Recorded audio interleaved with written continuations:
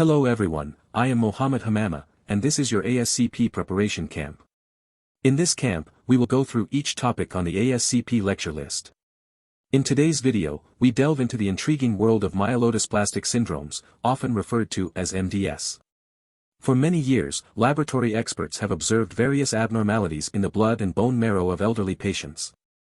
These findings were diverse, affecting all types of blood cells, and the condition could either remain stable or progress rapidly to a fatal stage. Historically, these abnormal blood and marrow patterns were referred to as refractory anemia, smoldering leukemia, oligoblastic leukemia, or pre-leukemia. In 1982, the French-American-British Cooperative Leukemia Study Group introduced specific criteria and terminology for these conditions, now known as myelodysplastic syndromes, MDSs. In 1997, the World Health Organization, WHO, proposed a revised classification that included not only morphologic features but also molecular, cytogenetic, and immunologic criteria. This classification was updated in 2008, and both the WHO and FAB classifications are discussed in this chapter. MDSs represent a group of acquired blood disorders characterized by declining blood cell counts, reflecting problems in the development of red blood cells, white blood cells, and/or platelets. These disorders are typically diagnosed around the age of 70, although they can affect younger individuals, particularly if they have received chemotherapy or radiation treatment for another cancer. While cases in younger adults and children have been reported, the incidence of MDSs appears to be rising. This increase may be due in part to improved diagnostic techniques and classification methods.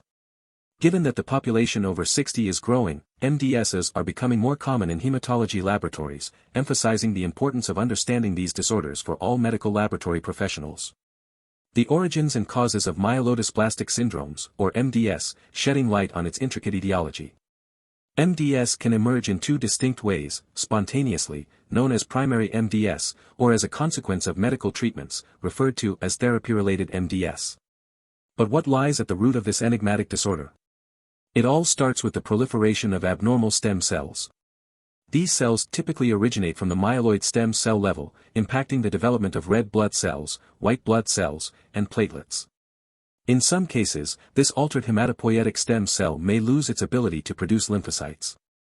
While MDS rarely transforms into acute lymphoblastic leukemia, factors like chemical exposure, radiation, viral infections, and even smoking may contribute to these mutations. Additionally, some inherited blood disorders may also be linked to MDS. These mutated stem cells set the stage for a pathological group of cells that outcompete normal cell production, resulting in a variety of MDS manifestations. One consistent feature among all MDS types is the presence of progressive cytopenias, where there are insufficient blood cells despite a cellular bone marrow. Dysplastic, a condition where blood cells don't mature correctly, is also a common characteristic.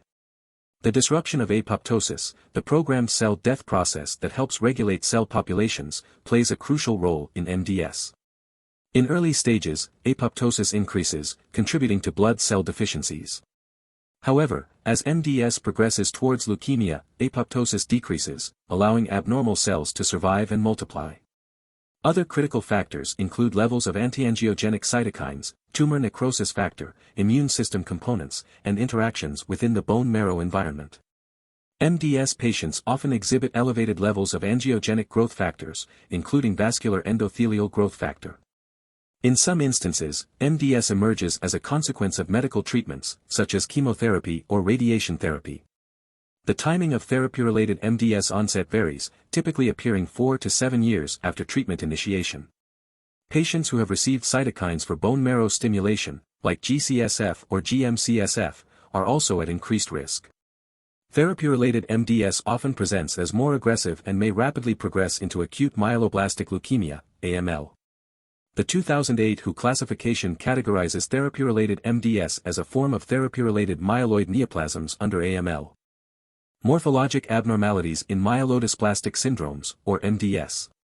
MDS showcases a tapestry of irregularities in the appearance of the three major myeloid cell lines, red blood cells, white blood cells, and platelets. Let's explore some of these distinctive morphological features, keeping in mind that MDS is an incredibly diverse disorder with numerous possible cellular mutations and combinations. Dyserythropoiesis, a hallmark of MDS, gives rise to observable abnormalities. In the peripheral blood, one common indicator is the presence of oval macrocytes, larger than normal red blood cells. This becomes especially significant when vitamin B12 and folate levels are normal, as it can be a telltale sign of MDS. Moreover, MDS may manifest as hypochromic microcytes, despite ample iron stores. Keep an eye out for the presence of two distinct populations of red blood cells, a phenomenon known as dimorphic red blood cells. Other red flags include poikilocytosis, where cells take on abnormal shapes, basophilic stippling, Hull-Jolly bodies, and siderocytes, all of which signal irregular erythrocyte development. Within the bone marrow, dyserythropoiesis unveils its unique features among red blood cell precursors. This may include RBC precursors with multiple nuclei or unusual nuclear shapes like lobes or buds. Fragments of cell nuclei might even be found within the cytoplasm. Occasionally, you might come across the intriguing phenomenon of internuclear bridging. Abnormalities may extend to the cytoplasm as well, with features like basophilic stippling or uneven staining. Keep an eye out for ring sideroblasts, a type of red blood cell precursor commonly seen in MDS. If megablastoid cell development occurs despite normal vitamin B12 and folate levels, it's another telling sign of MDS. The bone marrow may exhibit either overproduction, hyperplasia, or underproduction, hypoplasia, of red blood cells. And there you have it, a closer look at the morphological intricacies that characterize myelodysplastic syndromes. Dysmyelopoiesis, a complex term, can raise suspicion when certain anomalies surface in the peripheral blood. Keep an eye out for these distinctive signs. Persistent basophilia within the cytoplasm of mature white blood cells hints at a disconnect between their nuclei and cytoplasm. You might also come across irregularities in granulation within neutrophil cytoplasm, with granules being larger, smaller, or absent altogether. Occasionally, granular bands can be mistaken for monocytes.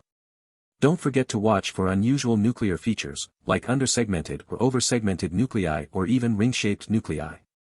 Venturing into the bone marrow, you'll find dysmyelopoiesis characterized by discrepancies in the synchronization between the nucleus and cytoplasm.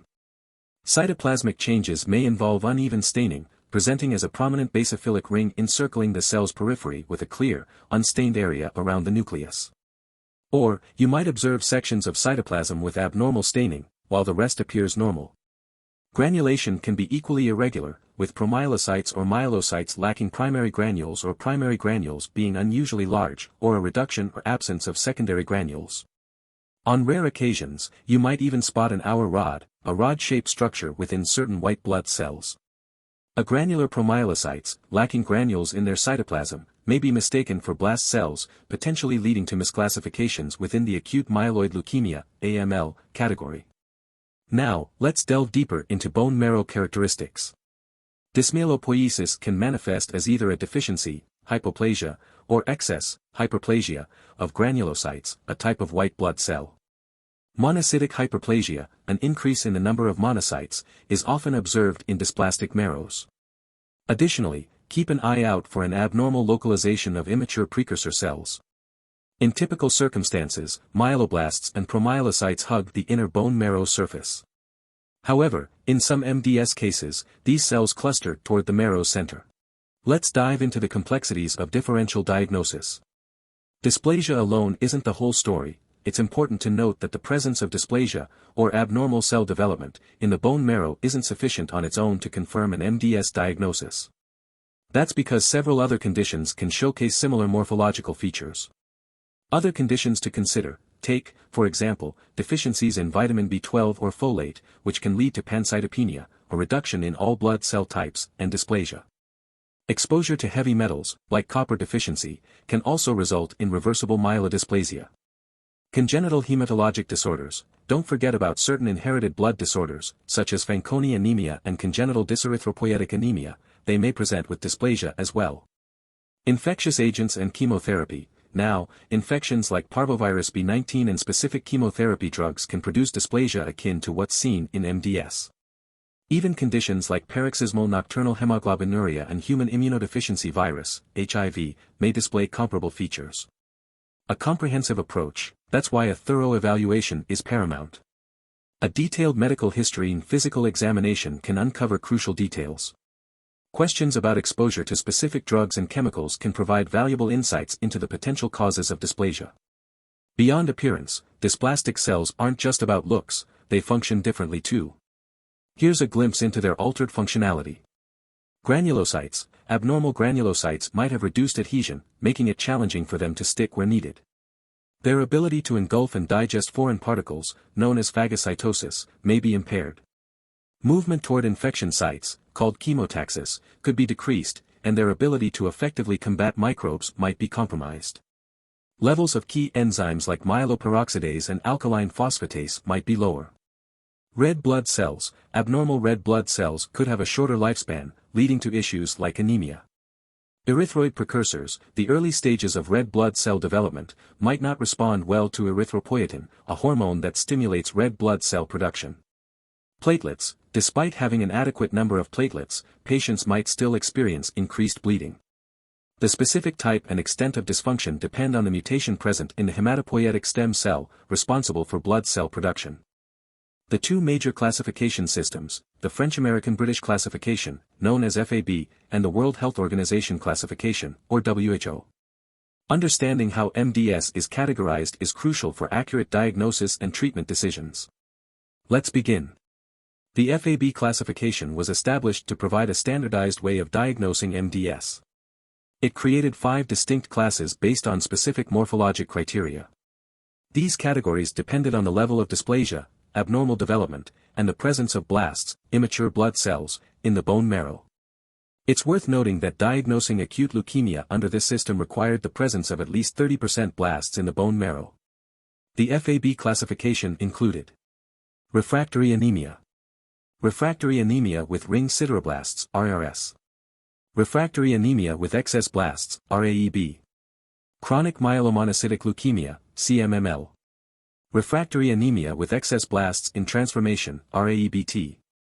While FAB provided a framework for categorizing a diverse range of disorders, it solely relied on morphology, or cell appearance. This limited its effectiveness as a prognostic tool. Furthermore, it didn't account for therapy-related or hereditary forms of MDS, and it didn't consider MDS in children. Medical knowledge has advanced significantly, allowing for the integration of clinical, immunologic, genetic, and molecular data with morphologic characteristics. This led to the development of the World Health Organization, WHO, classification, which builds upon the FAB system while considering a broader range of factors. The WHO criteria made significant changes. It reduced the threshold for diagnosing acute myeloid leukemia, AML, from 30% to 20%, allowing for earlier AML diagnosis. It introduced 2 new categories, refractory cytopenia with multilineage dysplasia, RCMD, and DEL, 5q, syndrome. In the 2008 revision, additional categories and refinements were introduced, including refractory cytopenia with unilineage dysplasia, RCUD, and a provisional category for childhood MDS, known as refractory cytopenia of childhood. Importantly, the WHO classification eliminated problematic categories like CMML and RAEBT, placing them under MDS/MPD and acute leukemia, respectively. This updated classification system provides a more comprehensive understanding of MDS. Refractory cytopenia with unilineage dysplasia, abbreviated as RCUD, and refractory anemia with ring sideroblasts, known as RS. These classifications shed light on the symptoms, diagnosis, and prognosis of these specific MDS subtypes. RCUD primarily manifests with symptoms related to low blood cell counts, significantly affecting a person's health.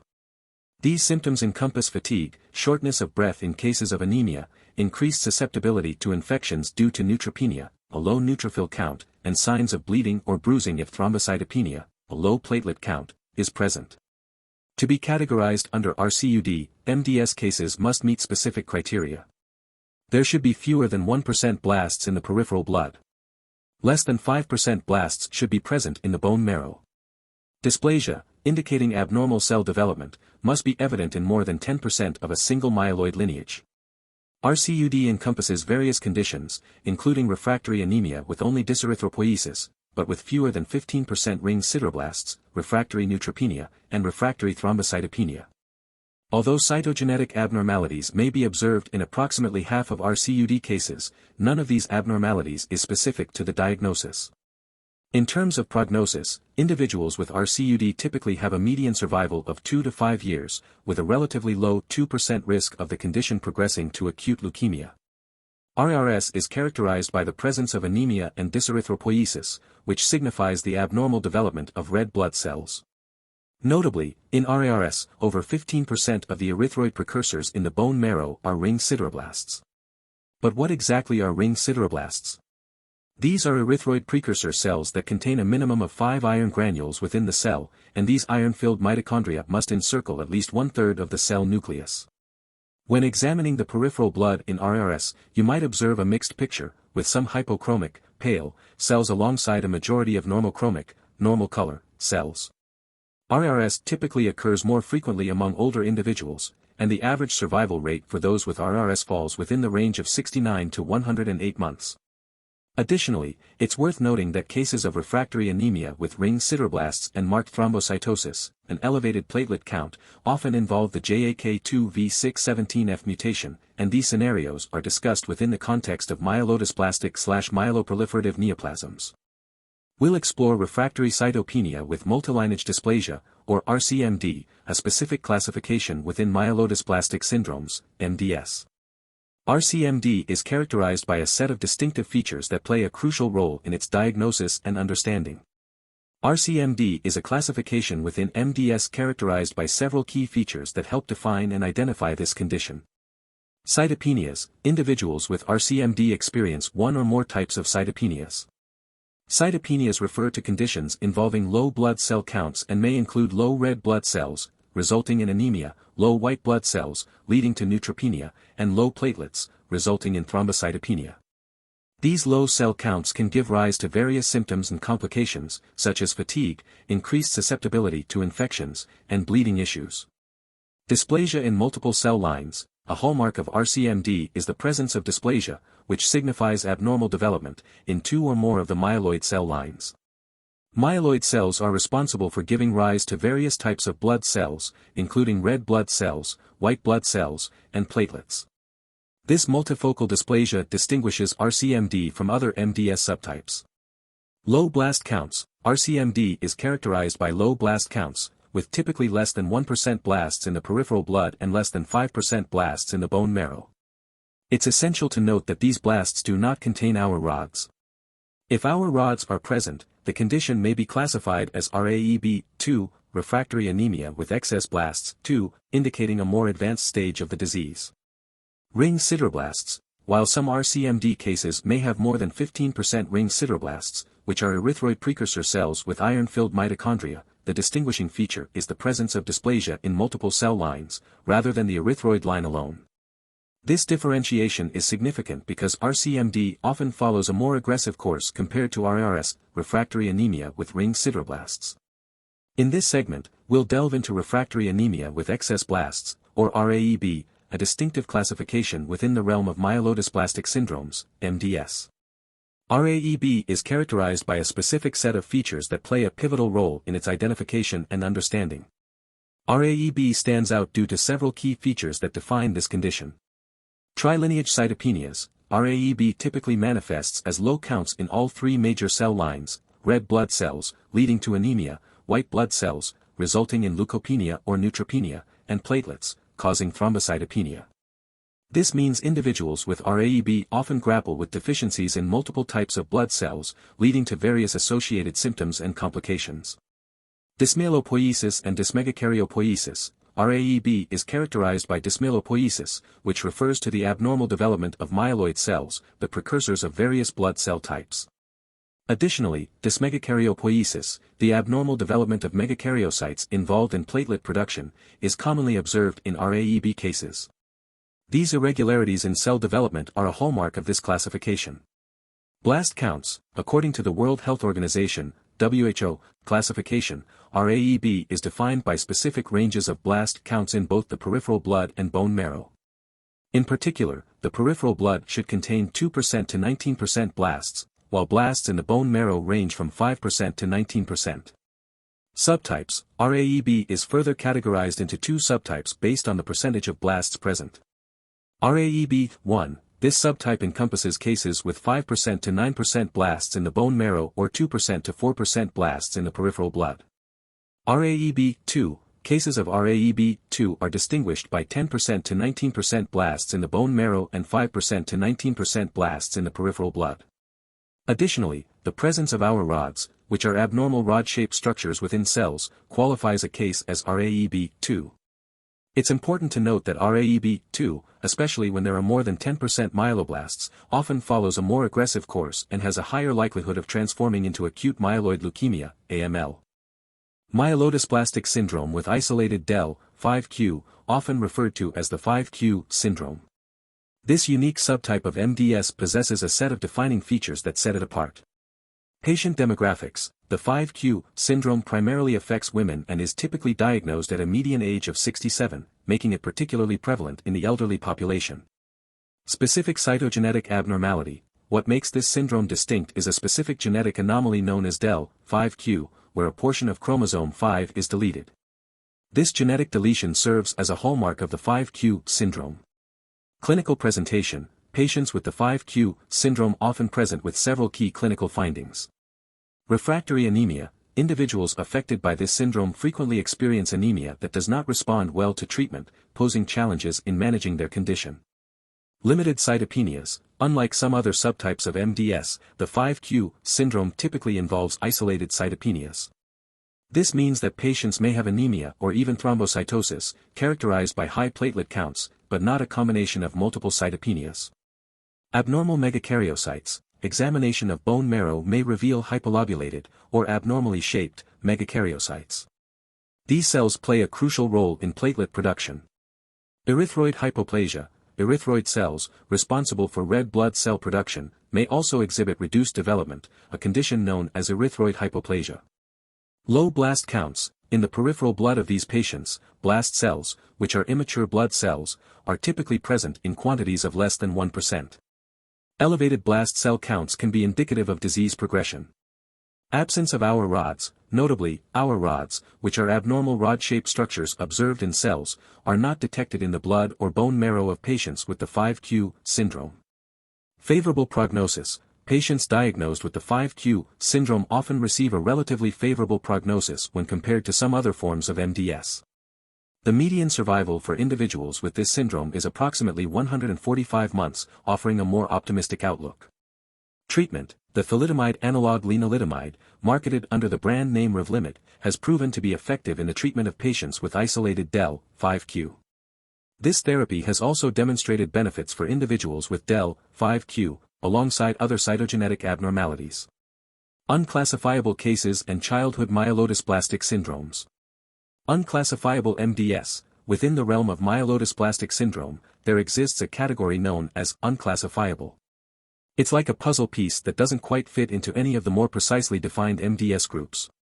In essence, unclassifiable MDS encompasses cases where the specific changes or characteristics needed for classification into other, more defined MDS subtypes are initially absent. It's a versatile category that accommodates MDS cases that don't neatly align with the criteria of other MDS groups. Importantly, this classification isn't set in stone. If, over time, the disease's characteristics evolve or become clearer, and it becomes possible to categorize the MDS into a specific subtype, the case can be reclassified accordingly into the appropriate MDS subgroup. This flexibility allows for a more accurate diagnosis and better tailored treatment options as the disease progresses or additional information becomes available.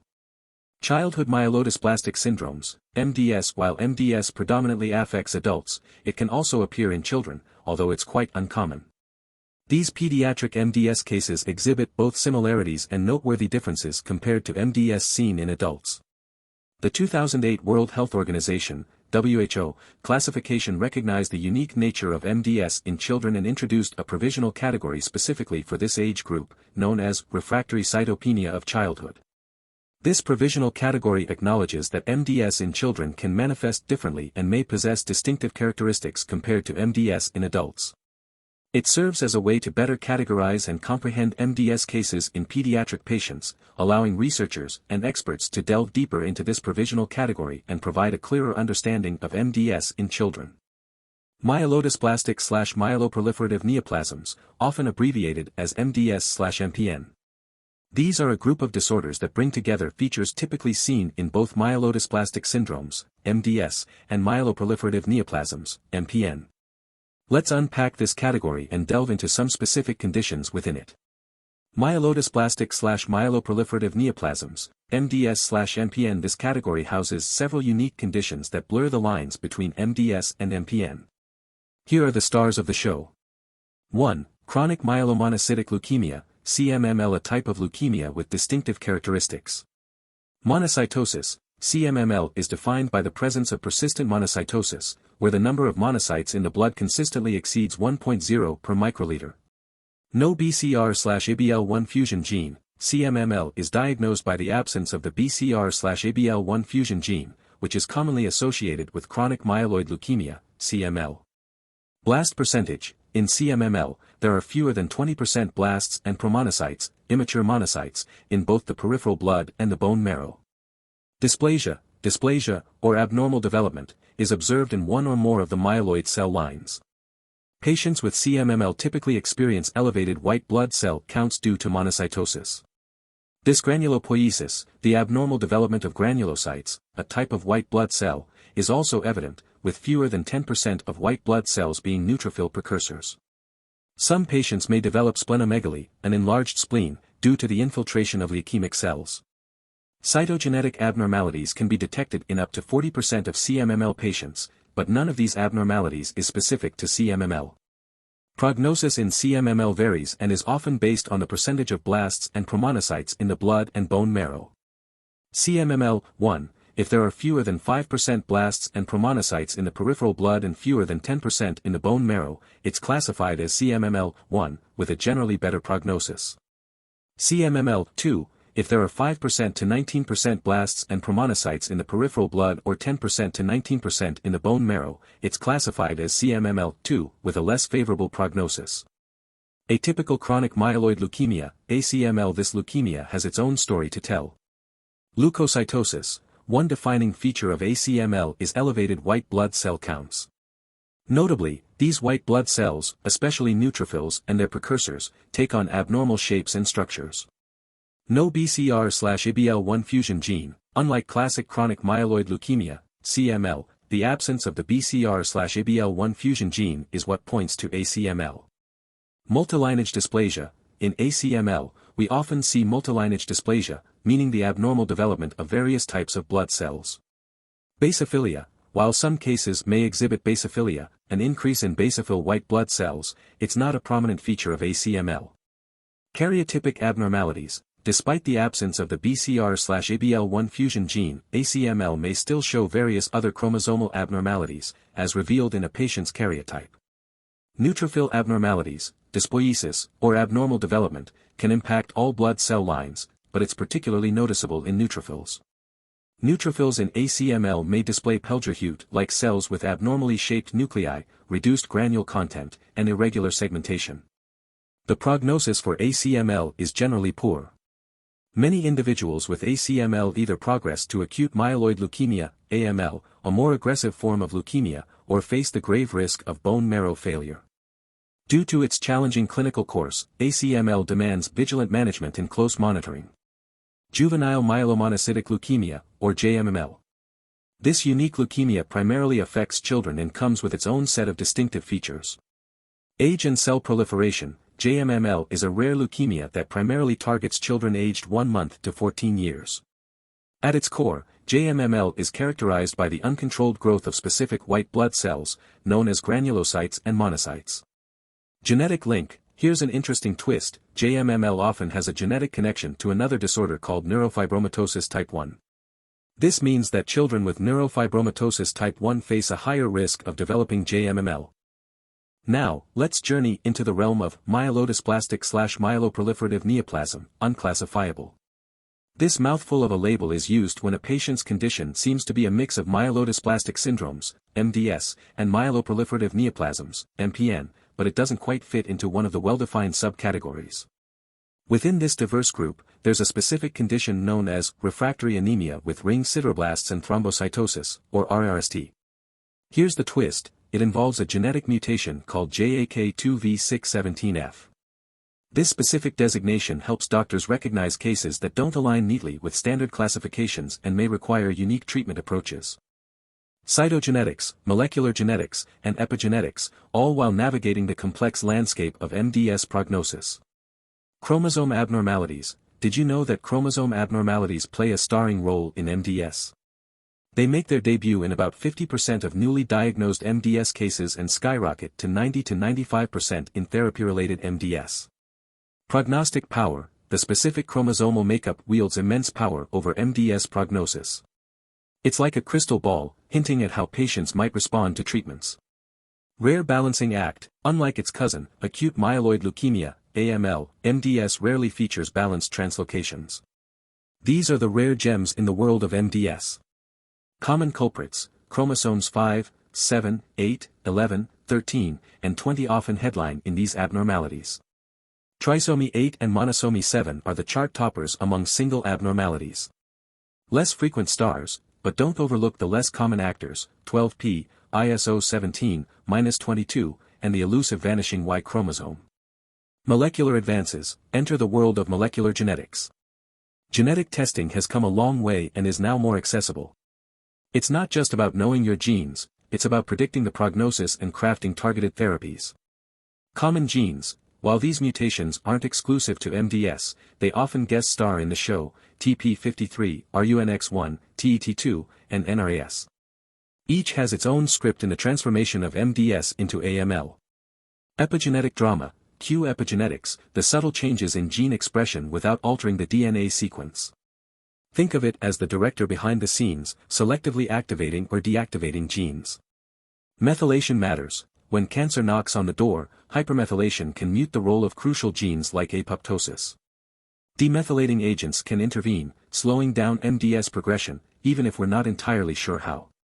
IPSS, the prognostic maestro. In 1997, the International Prognostic Scoring System, IPSS, took center stage.